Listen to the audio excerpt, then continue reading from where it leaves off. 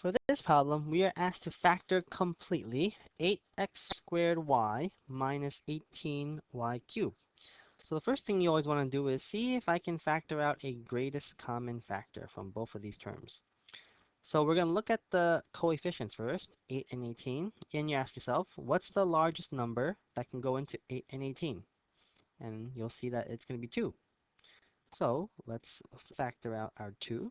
Let's rewrite the problem here. We have 8x squared y minus 18y cubed. And we see that we can factor out a 2. That's our greatest common factor between 8 and 18. So let's pull out a 2. So we're going to pull out a 2. And then we're going to look at the variables. So here I see that I have x squared y here and a y cubed here. So I can't pull out any x's because this guy doesn't have any x's. But I can factor out some y's. How many can I factor out? Well, I have one y here and I have three y's here. So what's the most you can take out from both terms? Just one y. You can't pull out any more than one because if I try to take out y squared, this one only has one. So you can't pull out y squared. You can only pull out one y or a y1. So we can pull out a y to the 1. Now, once I factor out 2y, remember I'm really dividing everything by 2y. So it's 8 divided by 2, which gives us a 4. We didn't touch the x's, so the x's are still there. I factored out a y, so I pulled it out, so there's no more y's left, right? I took one out, so there's no more left. Or you can think of it as dividing, okay? That becomes y to the 0, which is really 1. And then here we have negative 18 divided by 2, which is negative 9.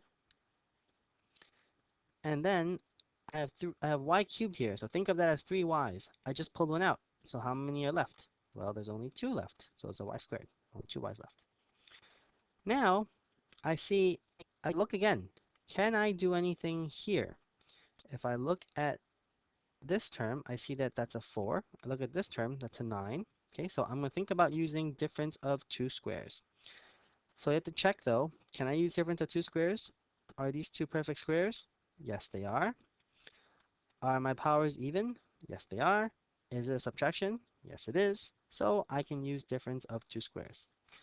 So to use difference of two squares, I'm going to use the formula which says, the formula which says a, which has a squared minus b squared is equal to a plus b times a minus b.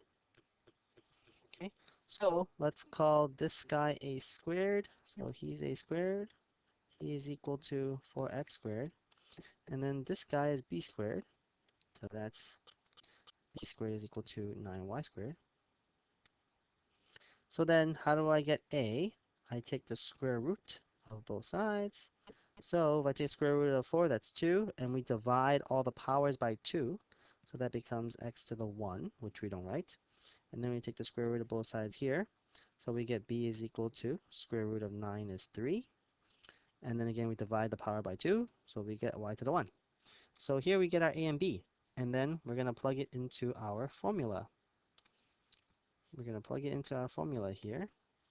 So then what does that factor into? That factors into 2x plus 3y times 2x minus 3y.